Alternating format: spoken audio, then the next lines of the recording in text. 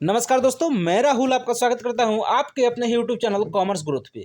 दोस्तों, जैसे कि आपको पता होगा, हमने लास्ट क्लास में कंप्लीट किया था डॉक्ट्रिन ऑफ कंस्ट्रक्टिव नोटिस के बारे में। आज हम बात करने वाले हैं डॉक्ट्रिन ऑफ इंट्रो मैनेजमेंट के बारे में।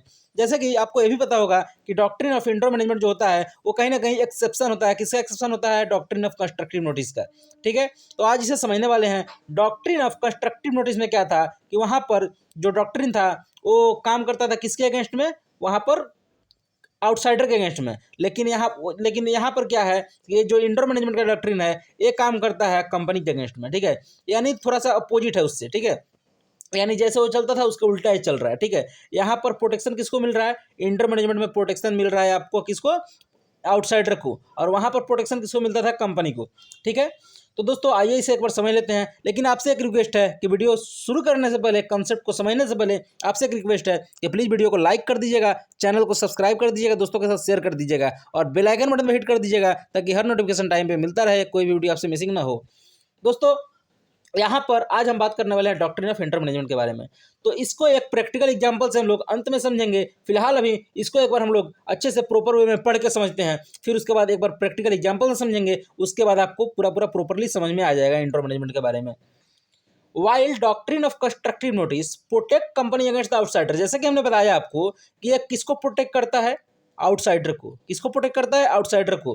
किसके अगेंस्ट जाता है? कंपनी के अगेंस्ट। ठीक है, according to the doctrine, person dealing with the company is not bound to inquire internal irregularity of the company। इस डॉक्ट्रिन के हिसाब से जो आउटसाइडर है, जो आउटसाइड का पर्सन है, जो कि डील करना चाहते हैं कंपनी से, डील करेंगे कंपनी से या फिर कंपनी से डील करने वाले हैं, तो वो इस चीज़ के लिए बाउंड नहीं होंगे कि अंदर में क्या इरेगुलरिटी चल रहा है, कंपनी के क्या इरेगुलरिटी चल रहा है, उसके बारे में जानने के लिए ये बाउंड नहीं होंगे। मान लीजिए रिलायंस के अंदर मैनेजमेंट में क्या चल रहा है, अंबानी जी और उनके साथ में पार्टनर जो काम कर रहे हैं वो लोग क्या कर रहे हैं, वो चीज़ बाहर आउटसाइडर कैसे जान सकता है? वो चीज़ तो जान ही नहीं सकता है ना। तो कहीं ना कहीं उस चीज़ के लिए तो यहाँ पर कंपनी ही लायबल होगी अगर कुछ गड़बड़ होता है तो। यहाँ पर आउटसाइडर तो लायबल होगा नहीं, क्योंकि यहाँ पर आउटसाइडर को प्रोटेक्ट किया गया है। ठीक है, outsider are bound to know the external position of the company. Outsider जानेगा external position of the company, internal थोड़ी ना जानेगा। तो यहाँ पर जो आउटसाइडर है वो आपका इंटरनल जो पोजीशन है कंपनी का वो नहीं समझ पाएगा, नहीं जान पाएगा, बट हाँ एक्सटर्नल पोजीशन का नॉलेज उसके पास होगा। Further the doctrine says that act of the person acting as a director will be treated as valid. फिर बताता है डॉक्ट्रिन कि जो एक्ट ऑफ द पर्सन है एक्टिंग एज ए डायरेक्टर, अगर कोई पर्सन एक डायरेक्टर की तरह काम किया है तो डायरेक्टर की तरह वैलिड माना जाएगा। ठीक है, although it may afterward be discovered that his appointment was invalid. भले ही ये बाद में पता चलता है कि जो डायरेक्टर था, जो काम किया था आउटसाइडर के लिए, वो इनवैलिड था, उसका अपॉइंटमेंट इनवैलिड था, फिर भी वो वैलिड मान लिया जाएगा, उस एग्रीमेंट को वैलिड मान लिया जाएगा, उस कॉन्ट्रैक्ट को वैलिड मान लिया जाएगा, उस डील को वैलिड मान लिया जाएगा। ठीक है, that it had terminated by any provision of the way of the company. ठीक है दोस्तों, इसे एक प्रैक्टिकल एग्जांपल से समझेंगे अभी हम लोग। ठीक है, आपको डॉक्ट्रिन ऑफ इंटर मैनेजमेंट थोड़ा थोड़ा समझ में आ गया होगा, लेकिन अभी एक प्रैक्टिकल एग्जांपल से जो समझेंगे इससे आपको पूरा क्लैरिटी आ जाएगा और पूरा समझ में आ जाएगा।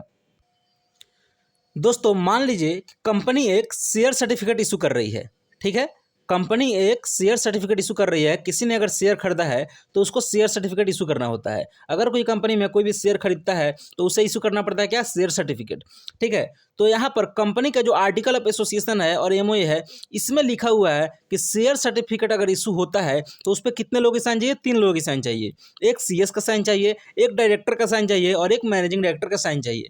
ठीक है, 3 लोगों का साइन चाहिए। यहाँ पर क्या हुआ कि जो कंपनी सेक्रेटरी है, जो सीएस है, वही क्या करता है कि तीनों का साइन अपने से कर देता है। क्या करता है? तीनों का साइन अपने से कर देता है। फ्रॉड कर रहा है वहाँ पे, लेकिन आउटसाइडर को तो पता नहीं है ना कि तीनों का साइन एक ही ने किया है। यहाँ पर तो उसने जो आउटसाइडर है वो तो यहाँ पर एमओए और एओए पढ़ लिया है और उसमें लिखा हुआ था साफ साफ कि 3 लोगों का साइन चाहिए, जिसमें एक सीएस है, डायरेक्टर है, मैनेजिंग डायरेक्टर है। वहाँ पे तीनों का साइन दिख रहा है, लेकिन आउटसाइडर को ये बात कैसे पता चलेगा कि जो सीएस है वही तीनों का साइन किया है? तो यहाँ पर कहीं ना कहीं इंटरनल इरेगुलरिटीज है। ठीक है, इंटरनल मैटर है, इंटरनल फ्रॉड हो रहा है यहाँ पर। ठीक है, यहाँ पर जो प्रॉब्लम है वो इंटरनली है, ना कि आउटसाइडर को पता चलेगा इसके बारे में। ठीक है, तो यहाँ पर क्या होगा कि मान लीजिए अगर कोई शेयर सर्टिफिकेट इशू हो रहा है और यहाँ पर शेयर सर्टिफिकेट साइन किया गया है, तो फ्रॉडलेंटली यहाँ पर साइन किया गया है सिर्फ और सिर्फ सीएस के द्वारा, जो इसमें तीनों का सिग्नेचर है। और अकेले एक इंसान ही किया है, तो यहाँ पर जो फ्रॉड हो रहा है वो इंटरनल इरेगुलरिटी के कारण हो रहा है। ठीक है, तो इसके लिए यहाँ पर क्या होगा, जो लायबल होगा वो कंपनी लायबल होगी, ना कि यहाँ पर आउटसाइडर लायबल होगा। तो दोस्तों आपको इस प्रैक्टिकल एग्जांपल से समझ में आ गया होगा एंटर मैनेजमेंट क्या होता है। एक बार और आपको इस एग्जांपल को समझाते हैं। मान लीजिए शेयर सर्टिफिकेट इशू करना है, ठीक है, तो शेयर सर्टिफिकेट अगर इशू करना है कंपनी को, तो उस पर साइन होना चाहिए 3 लोगों का। ये चीज़ लिखा हुआ है आर्टिकल ऑफ एसोसिएशन में, ठीक है, लेकिन यहाँ पर साइन तो 3 लोगों का है, लेकिन तीनों का अलग अलग साइन नहीं है। मतलब बोलने का मतलब क्या है कि प्रैक्टिकली जो साइन किया गया है सीएससी तीनों का साइन अपने से कर दिया है। ठीक है, तो इस चीज़ का पता तो नहीं चलेगा ना आउटसाइडर को कि सीएससी तीनों का साइन किया है, क्योंकि वो तो सबका साइन पहचानने नहीं जा रहा है।